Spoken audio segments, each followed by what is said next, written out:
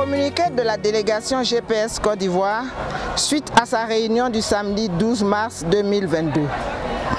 La délégation GPS Côte d'Ivoire a tenu sa réunion périodique ce samedi 12 mars 2022.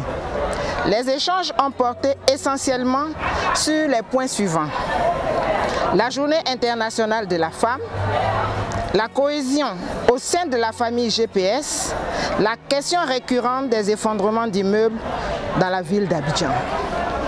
Relativement au premier point, la délégation a tenu à saluer le message du président de Générations et Peuples Solidaires, M. Guillaume Soro, à l'occasion de la Journée internationale de la femme.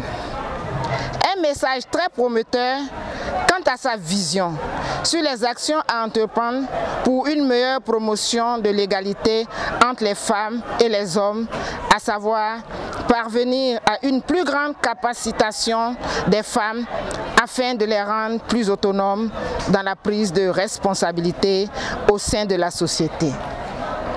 La délégation GPS Côte d'Ivoire, en plus d'être sensible à ce message, tient à témoigner à nouveau des actions concrètes posées par le président de GPS pour donner une place prépondérante à la femme dans le cadre de son combat politique.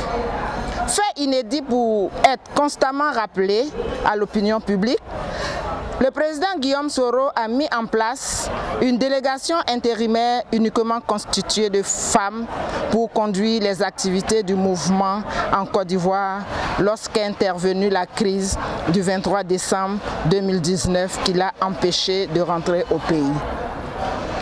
Au nom de toutes les femmes de GPS, les membres de la délégation GPS voudraient lui rendre hommage pour tant de considération et lui réitèrent leur détermination sans faille et à toute épreuve à demeurer à ses côtés dans sa noble quête de la démocratie dans notre pays. Au titre du deuxième point, la délégation GPS Côte d'Ivoire a jugé nécessaire de lancer à l'attention de toutes les entités membres de la grande famille de GPS un appel à la cohésion suite à des sons discordants enregistrés ces jours-ci. La démocratie n'étant ni l'absence de débat, ni l'absence de contradiction, elle les invite néanmoins à privilégier les discussions en interne pour gérer les différends éventuels. Elle se tient disponible à cet effet.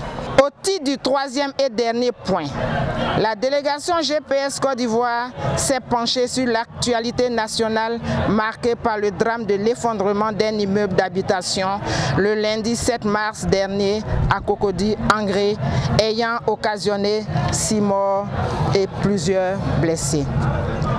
Profondément meurtrie par cette situation cruelle, la délégation GPS Côte d'Ivoire voudrait ici adresser ses sincères condoléances aux familles éplorées et leur transmettre le message de solidarité du président Guillaume Soro à leur endroit en cette triste circonstance. Elle souhaite prompt rétablissement à tous les blessés et réconfort aux personnes se trouvant subitement sans toit. Au-delà de ces mots, la délégation voudrait exprimer ses vives inquiétudes et crier son indignation face à la récurrence de ce phénomène quand l'on se souvient, il y a seulement quelques semaines, qu'un drame similaire s'était produit dans la commune de Treichville, causant 5 décès.